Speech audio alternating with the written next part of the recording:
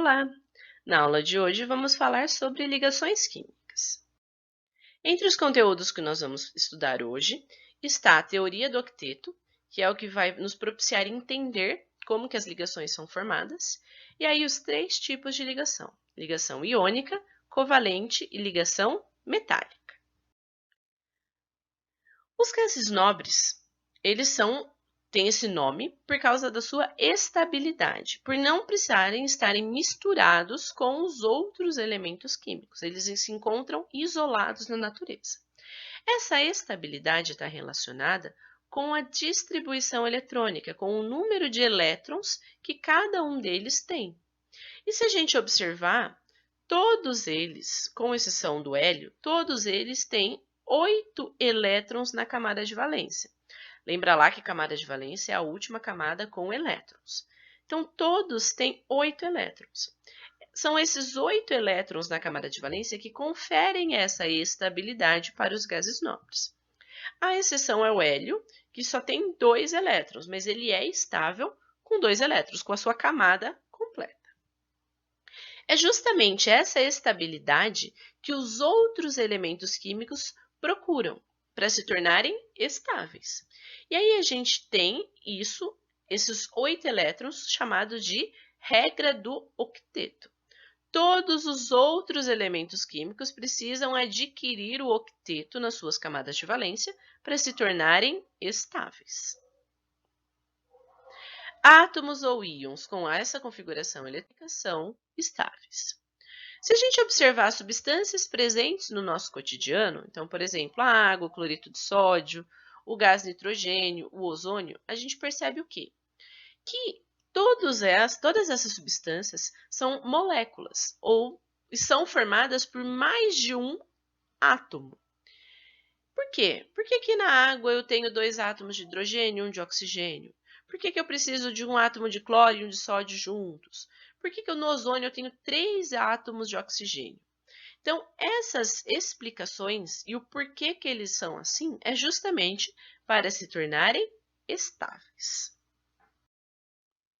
Os átomos que não são estáveis, eles vão buscar a configuração eletrônica estável, que é a teoria do octeto, que eu já disse. Para se tornarem estáveis, os átomos podem ganhar ou perder elétrons da camada de valência. Então, como acontece aqui entre o átomo de sódio e cloro, o sódio perde um elétron, o cloro ganha um elétron. Isso é um exemplo de uma ligação iônica. Eles podem compartilhar os elétrons, que é o que acontece entre os átomos de hidrogênio. Eles compartilham esses elétrons, isso é um exemplo de uma ligação covalente. E também, mais para frente, nós vamos falar de como que formam os compostos metálicos. Os átomos com menos de 4 elétrons, eles têm tendência de perder elétrons para se tornarem estáveis. Por quê? Vamos pensar aqui para o sódio. Ele tem 3 camadas, 1, 2 e 3. A camada de valência é a camada 3, certo? E nessa camada, ele tem apenas um elétron. O que é mais fácil? Ou, na natureza, o que seria melhor? O que seria para ficar mais fácil para ele se tornar estável? Ganhar 7 para completar essa camada com 8, ou perder um elétron, e aí perdendo esse elétron, ele volta para a camada anterior. O que significa isso? A camada anterior é 2, e ele já tem 8 elétrons na camada anterior. Então, ele se torna estável ao perder um elétron. O alumínio. Na camada de valência, ele tem quantos elétrons? 3. 2 mais 1, 3. O que é mais fácil? O que é mais estável? O que é mais energeticamente favorável? Ganhar 5 ou perder 3? Perder 3. Então, o alumínio vai perder esses 3 elétrons, vai se tornar um cátion e vai ficar estável. O que é um cátion? O cátion é um íon positivo, formado através da perda dos elétrons. Os átomos que têm mais de 4 elétrons, a tendência é que eles ganhem elétrons. Por quê? Então, aqui eu tenho o enxofre, a camada de valência é a 3, ele tem 6 elétrons na camada de valência. O que é energeticamente mais favorável? Ganhar 2, ficar com 8, ou perder todos os 6? ganhar 2. Então, significa que o enxofre ganha 2 elétrons para se tornar estável. A mesma coisa acontece com o cloro. Olha lá a camada de valência. 3s2, 3p5. 7 elétrons. Ganha 1 ou perde o 7? Ganha 1.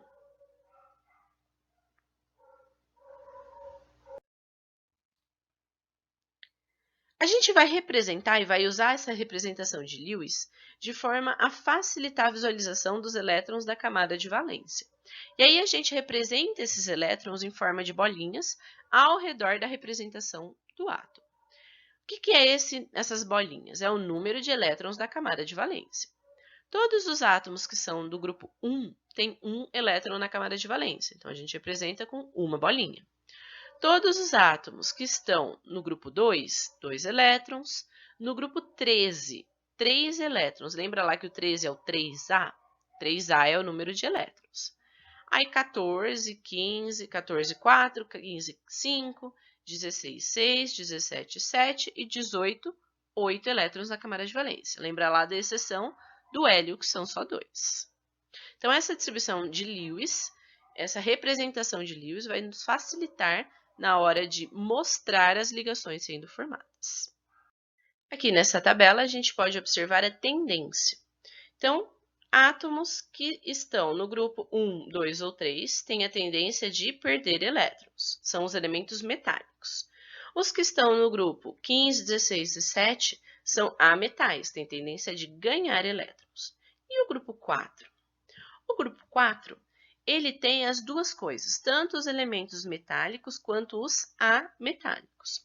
E aí essa divisão fica aqui em torno do silício e do germânio. Por quê? Porque o carbono e o silício se comportam como elementos de ametal. Então, a tendência deles é de ganhar elétrons. Já o germânio, o estanho e o chumbo se comportam como metais. Então, a tendência deles é de perder esses 4 elétrons. Então, no grupo 4, depende. Se for carbono e silício, a tendência é de ganhar. Se for o germânio, o estanho e o chumbo, a tendência é de perder elétrons. E aí a gente chega nas ligações químicas. Então, a gente vai começar pela ligação iônica, também chamada de ligação eletrovalente. A ligação iônica acontece através da atração eletrostática dos íons formados nessa ligação. Como assim? Como eu vou ter uma grande diferença de eletronegatividade entre um metal e um ametal, o metal que tem a tendência de perder elétrons vai transferir o seu elétron para o ametal, que tem a tendência de ganhar elétrons. Então, vai acontecer uma transferência do elétron. Nessa transferência é que são formados os íons. Então, vamos ver aqui um exemplo entre o sódio e o cloro. O sódio tem 11 elétrons. Se a gente olhar lá a distribuição eletrônica, ele tem um elétron só na camada de valência. Então, a tendência é de que ele perca esse elétron. O cloro tem 7 elétrons da camada de valência. 2 mais 5, 7. Então, a tendência é de que ele receba, de que ele ganhe um elétron. Então, se o sódio precisa perder um elétron e o cloro precisa ganhar um elétron, o sódio transfere, doa o seu elétron para o átomo de cloro. Nessa transferência, formam-se os íons, por isso o nome ligação iônica, entre íons. O sódio forma um cátion. Por quê? Porque ele perdeu o elétron, então o cátion é sempre positivo. E o cloro forma um ânion. O ânion é aquele que ganha, que recebe elétrons, fica negativo. Por que quem perde fica positivo mesmo? Porque eu estou transferindo elétron. Elétron é carga negativa. Então, se eu perco carga negativa, eu fico positiva. Se eu ganho carga negativa, eu vou ficar mais negativa ainda. Então, por isso que quem perde elétrons fica positivo e quem recebe elétrons fica negativo. E o que vai acontecer com essas cargas opostas? Essas cargas opostas vão ficar unidas. Essa atração entre as cargas opostas é chamada de atração eletrostática. É justamente isso que mantém os íons opostos unidos. Essa substância é o cloreto de sódio, sal de cozinha. Então, é formado através de uma ligação iônica entre o sódio e o cloro.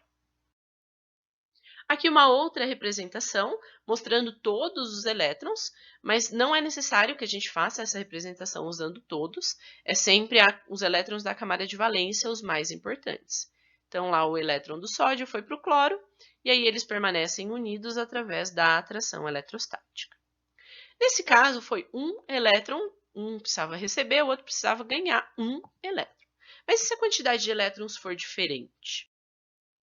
Eu tenho aqui a ligação entre o magnésio e o cloro. O magnésio tem 2 elétrons na camada de valência, o cloro tem 7. Então, se o magnésio tem 2 na camada de valência, ele precisa perder esses 2 elétrons. Cada átomo de cloro precisa ganhar um elétron para se tornar estável. Então, o que vai acontecer aqui? Cada um dos elétrons do magnésio vai ser doado para um átomo de cloro diferente.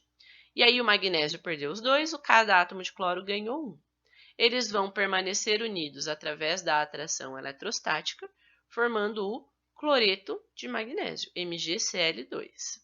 Esse 2 que está aqui embaixo é justamente de acordo com a quantidade de átomos. Lembra lá que os índices, que são esses números embaixo, indicam a quantidade de átomos presentes nessa substância.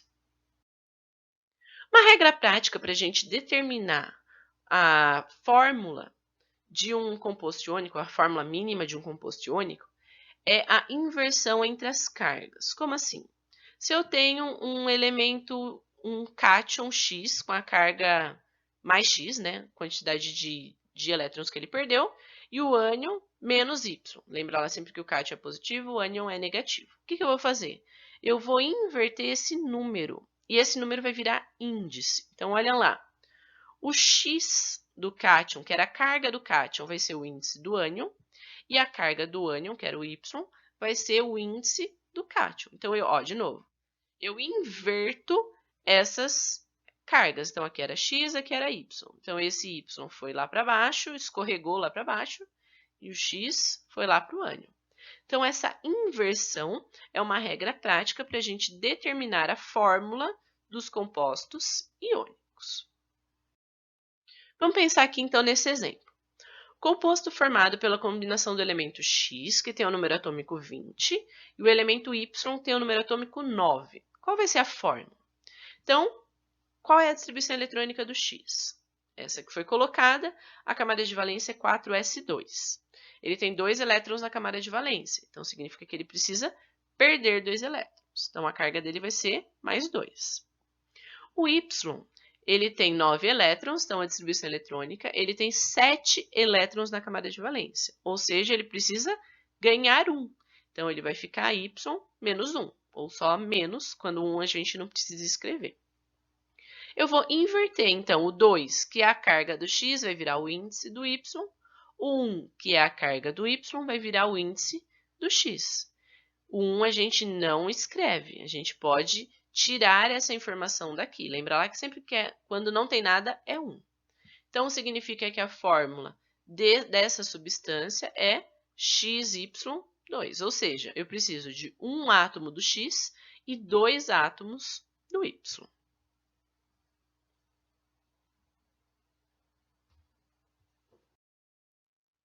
Quais são as características dos compostos iônicos? Os compostos iônicos têm altos pontos de fusão e de ebulição. Eles são bons condutores de corrente elétrica quando eles estão no estado líquido ou quando eles estão em solução aquosa, e todos eles são sólidos à temperatura ambiente. Por quê? Por que eles têm altos pontos de fusão? Por que eles são bons condutores só quando está no líquido ou quando está no aquoso? Isso é por causa do retículo cristalino formado pela aproximação dos íons. Então, aqui a representação do cátion do sódio, que é a bolinha roxa, e do ânion do cloro, que é a bolinha verde. O que acontece? Lembra lá, cargas opostas se atraem. Então, toda vez que eu tiver uma carga positiva, ao redor dessa carga positiva, eu vou ter cargas negativas. Da mesma forma que a carga negativa está sempre cercada de cargas positivas. Então, esse retículo cristalino que é formado a partir dos íons. Essa atração entre os íons é muito forte, então isso dificulta que esses íons sejam separados. Justamente por isso que o ponto de fusão e o ponto de ebulição são altos. Eu preciso fornecer muita energia para a separação dos íons. Por que eles são condutores de eletricidade só no estado líquido ou só aquosos? Para conduzir corrente elétrica, eu preciso de íons livres ou de elétrons livres, que são os compostos que têm carga para conduzir corrente elétrica. Quando eles estão aqui empacotados no retículo cristalino, esses íons estão presos, não tem movimentação. Então, não dá para conduzir corrente elétrica nesse estado. Quando vai para o estado líquido, esses íons ficam mais livres, mais disponíveis. A mesma coisa acontece com a solução aquosa. Os íons também são liberados desse empacotamento. Então, nesse caso, é que pode acontecer a condução da corrente elétrica. E todos sólidos, justamente por ser difícil de separar esses íons. O segundo tipo de ligação é a ligação covalente, também chamada de ligação molecular. Quando que vai acontecer a ligação covalente? Quando os átomos precisam ganhar elétrons. Os átomos que precisam ganhar elétrons são os átomos dos ametais e o hidrogênio. E aí o que vai acontecer? Vai acontecer o compartilhamento dos elétrons da camada de valência. O que é compartilhar? Dividir, usar juntos. Então, esses elétrons compartilhados não vão ser nem só de um ou só do outro átomo. Eles vão pertencer aos dois. Será um par de elétrons compartilhado entre os átomos. Aqui no exemplo, a gente tem o flúor, cada um deles com 7 elétrons na camada de valência. Para ficar estável, cada um deles precisa de mais um. Então, eles compartilham um par de elétrons. Então, esse par de elétrons aqui, ele não é só de um ou só do outro. Como eles estão compartilhando, eles pertencem aos dois átomos que fazem essa ligação. E aí a gente vai ter algumas formas de representar uma molécula covalente. Por exemplo, aqui no hidrogênio, 2 átomos de hidrogênio. Eles vão compartilhar um par de elétrons. E aí aqui eu tenho a fórmula eletrônica, ou aquela fórmula de Lewis, em que eu estou tendo compartilhamento aqui desse par de elétrons. Eu também posso representar com um bastão, com uma linha, e isso é a fórmula estrutural. Cada uma dessas linhas, desses traços, representam um par de elétrons. Então, aqui eu tenho uma ligação única, simples. E eu também posso representar a partir da fórmula molecular. Lembra lá que a fórmula molecular mostra a quantidade de átomos dentro de uma molécula. Eu tenho aqui a outra representação para o nitrogênio. O nitrogênio tem 5 elétrons lá na camada de valência. Então, se eu somo os 2, 2 mais 3, 5. Eu represento 5 elétrons, 5 bolinhas ao redor de cada átomo. O que vai acontecer? Se eles têm 5 elétrons, eles precisam de mais 3. Ou seja, eles vão compartilhar 3 pares de elétrons. E aí, cada um dos átomos fica estável com 8. Vamos contar? Aqui, ó. 1 par, 2, 3, 4 para esse. 1 par, 2, 3, 4 para esse. Então, os dois ficam estáveis compartilhando os 3 pares de elétrons. Eu posso representar com os 3 traços, e esses 3 traços é chamado de uma ligação tripla. Por quê? Porque são 3 pares de elétrons compartilhados. E a fórmula molecular, N2, porque são 2 átomos de nitrogênio. Da mesma forma, eu também posso ter uma ligação dupla, quando eu tenho 2 ligações compartilhadas. No caso da água, eu vou ter o hidrogênio precisando de um elétron só. Hidrogênio é uma exceção. Por quê? Porque ele não precisa de 8, ele só precisa de 2. Porque ele vai tentar ficar estável com 2. Porque ele vai se assemelhar ao gás nobre mais próximo dele, que é o hélio. O hélio só precisa de 2 elétrons, então o hidrogênio também só precisa de 2. O oxigênio, ele tem 6, ele precisa de mais 2. Então, o hidrogênio compartilha aqui um par de elétrons. O hidrogênio já está estável, já conseguiu o que ele queria, só que o oxigênio ainda não. Então, ele precisa compartilhar mais um par de elétrons. E ele vai compartilhar esse outro par de elétrons com outro átomo de hidrogênio. E aí a fórmula é estrutural dessa forma e a fórmula molecular é H2O. Por que é um ângulo e não reto aqui na fórmula estrutural? Isso nós vamos ver mais para frente quando a gente vai pensando em geometria molecular, certo? Então, por enquanto, a gente só precisa entender como que as ligações são formadas. Um primeiro exercício, só para a gente pensar no tipo de ligação, no tipo de quantas ligações vão ser necessárias. Então, H2. Por que eu tenho uma ligação simples? Porque cada um dos átomos de hidrogênio precisa de mais um elétron, então eles compartilham uma ligação. Então, isso é uma ligação simples. No caso do nitrogênio, cada um tem 5 elétrons. Então, eles precisam de mais 3. Eles vão compartilhar 3 pares de elétrons. Então, a ligação é uma ligação tripla. No caso do gás carbônico, do CO2, o carbono tem 4 elétrons, cada átomo de oxigênio tem 6. Então, significa que o oxigênio precisa compartilhar 2 pares. O carbono precisa compartilhar 4.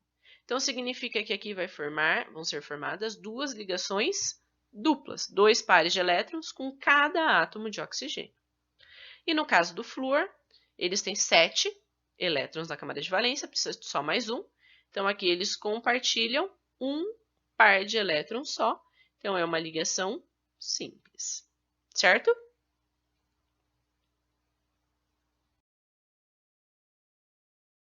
Todas essas ligações que nós falamos até agora acontecia como? Eu tinha elétrons de cada um dos átomos sendo compartilhados, como por exemplo aqui, 2 pares compartilhados entre os átomos de enxofre e oxigênio. Como os dois precisavam de 2 elétrons, essa molécula está estável. Só que o que acontece? Acontece um tipo específico de ligação química em que os 2 elétrons são do mesmo átomo. Isso acontece com o enxofre. Ele compartilha o seu próprio par de elétrons com outro átomo para que o outro átomo também se torne estável. Quando os 2 elétrons são do mesmo átomo, essa ligação é chamada de ligação coordenada ou de ligação dativa. Então, quando eu tenho um elétron de cada átomo, é uma ligação covalente normal. Quando os 2 elétrons são do mesmo átomo, eu tenho uma ligação covalente coordenada. E aí a representação pode ser feita da mesma forma, mas eu também posso representar essa ligação covalente coordenada com uma seta. Mas nada impede que ela seja representada só como um traço mesmo de um par de elétrons, certo? Então, essas são as 2 formas de representar uma ligação covalente coordenada. E a fórmula molecular é SO2. Por quê? Porque eu tenho um átomo de enxofre e 2 átomos de oxigênio. Existem algumas exceções à teoria do octeto. O que é isso? Moléculas que se tornam estáveis tendo mais, ou átomos que se tornam estáveis tendo mais ou menos do que 8 elétrons. É o caso do hidrogênio, a gente já sabe que é uma exceção, que ele só precisa de 2. O berílio também é uma exceção. Por quê? Porque o berílio ele vai ficar estável com 4 elétrons. Ele compartilha os seus 2 elétrons e com 4 elétrons ele se torna estável. Então, isso é uma exceção com menos elétrons. O boro também é uma exceção. Por quê? Porque ele fica estável compartilhando os seus 3 elétrons. Então, ele vai ficar estável com 6 elétrons.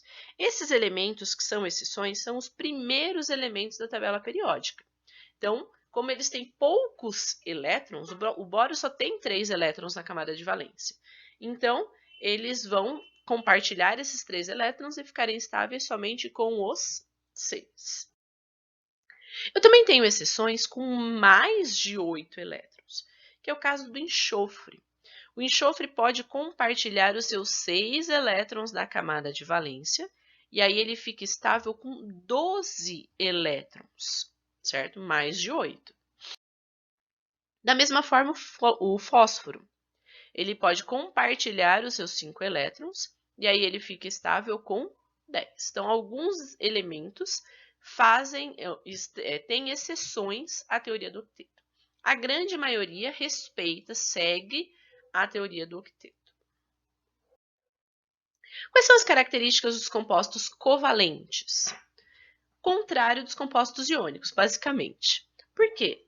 Porque os compostos covalentes, eles têm baixos pontos de fusão e ebulição. Eles não são bons condutores de calor e eletricidade. Tem exceção, nem no estado líquido, nem no estado aquoso. A exceção são os ácidos. Alguns ácidos, quando estão aquosos, ionizados em água, podem conduzir corrente elétrica. E eles podem ser sólidos, líquidos ou gasosos à temperatura ambiente. Então, é o contrário daquilo que a gente viu para as ligações iônicas. Baixo ponto de fusão e ebulição. Na grande maioria, não conduz corrente elétrica. E podem estar presentes nos 3 estados físicos. A última ligação é a ligação metálica. Então, vamos recapitular. Iônico era um metal e um ametal através da transferência de elétrons. Covalente, 2 ametais compartilhando elétrons. Quando que vai ser uma ligação metálica? A ligação metálica vai ser formada só entre átomos de metal. Esses metais vão formar retículos cristalinos de cátions e ao redor desses cátions vai ser formado um mar de elétrons. Por quê? Lembra lá que os metais têm tendência de perder elétrons? Então, se todos querem perder elétrons, para onde vão esses elétrons? Vão para o mar de elétrons. Esses elétrons ficam livres ao redor dos átomos. Formam retículo cristalino, então todos lá as cargas positivas, né? Porque todos eles perdem elétrons. E os elétrons vão ficar disponíveis ao redor dos núcleos dos átomos. Aqui nós temos uma outra imagem mostrando os íons fixos, nesse caso da prata, e os elétrons em movimento soltos ao redor dos cátions. Essa representação, ou essa questão para a ligação metálica, é o que dá a característica mais importante, é o que explica a característica mais importante dos metais, que é o quê? A possibilidade e são excelentes condutores de calor e eletricidade. Lembra lá que eu disse que para conduzir corrente elétrica precisa de íons livres ou de elétrons livres? Então, os metais têm elétrons livres, então eles são ótimos condutores de eletricidade. A maior condução de eletricidade é do ouro, seguida pela prata, cobre e alumínio. Então por que os fios não são feitos de ouro se ele é o melhor condutor? Porque ele é um metal nobre, ele é mais raro, ele é mais caro do que o cobre, por exemplo, que também é um excelente condutor, só que está presente na natureza de forma mais abundante e justamente por isso o preço é menor. Fora essa característica que é muito específica e muito característica dos metais, todos os metais são sólidos à temperatura ambiente, a única exceção é o mercúrio. Todos eles têm um brilho metálico, algumas exceções para o mercúrio e o alumínio, quando fundidos, que eles perdem esse brilho. A densidade são superiores à densidade da água, a grande maioria, mas tem alguns que são menos densos. A amplitude é muito grande. O metal mais denso é o ósmio, tem 22 gramas em cada ml, então essa é a maior densidade para os metais. O ponto de fusão é bastante variável, só que, como eu disse antes, todos eles são sólidos à temperatura ambiente. A temperatura ambiente, quando a gente fala temperatura ambiente, é em torno de 20 graus Celsius. Então, só o mercúrio tem ponto de fusão menor que isso. Os outros têm pontos de fusão maiores. O césio, em torno de 30 graus, e o maior ponto de fusão é o do tungstênio. Lembra lá das lâmpadas incandescentes, que eram aquelas que tinham o bulbo de vidro? Jesus Cristo, como eu desenho bem, né? Ainda bem que eu, Aqui, beleza. Eu tenho o bulbo de vidro e dentro desse bulbo de vidro tinha lá um metalzinho passando dentro dele. Esse metal que está aqui dentro é do tungstênio.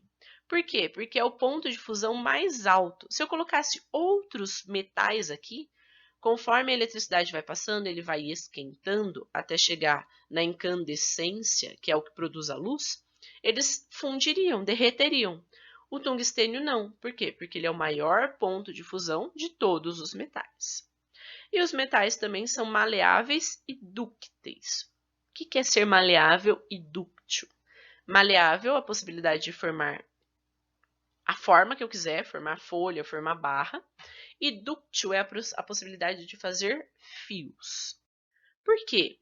Porque nos fios eu consigo organizar os átomos e aí acontece a condução da corrente elétrica.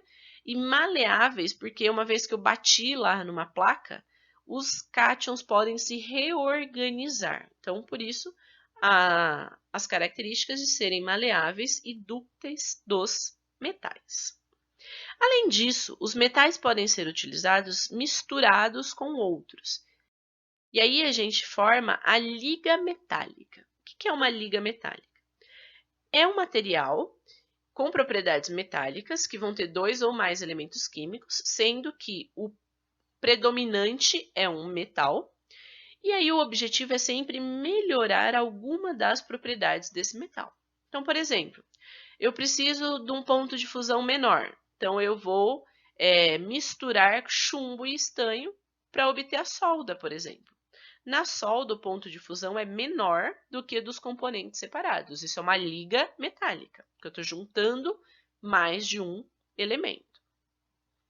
Eu também consigo diminuir a maleabilidade. Os metais são muito maleáveis. Então, por exemplo, se eu quisesse um anel de ouro, o ouro puro, 24 quilates, ele é muito maleável. Então, se eu alguma pressão maior, eu conseguiria amassar, deformar um anel, por exemplo. Então, os anéis, as joias, geralmente são de ouro 18 quilates. Por quê? Porque o ouro 18 quilates ele é menos maleável, ele é uma liga metálica menos maleável. Eu também posso diminuir a condutividade, por exemplo, dos fios nicrome, que é entre níquel e cromo, utilizado num secador de cabelo, numa torradeira. Por quê? Porque eu não quero que a energia passe, eu quero que ela tenha uma resistência e a partir dessa resistência esquenta, que é o que eu quero no secador de cabelo. Então eu também posso fazer isso com esse objetivo, não necessariamente de melhorar, nesse caso, é piorar a condutividade, mas aumenta a resistência, dependendo do que for o que eu quiser fazer com essas propriedades. Aqui eu tenho uma tabela que mostra algumas dessas ligas, as aplicações dessas ligas. Então, o aço é uma liga metálica entre ferro e carbono. Eu tenho lá o ouro 18 quilates, como eu já tinha dito, que ele melhora a ductibilidade, né? Fica mais resistente, mais duro. O amálgama de mercúrio, que ele era muito utilizado principalmente em restaurações dentárias, aquelas mais antigas, hoje já não se utiliza muito. No garimpo de ouro, então também se utiliza o amálgama para poder pegar o ouro dos garimpos. A solda, o bronze, então todos esses são ligas metálicas.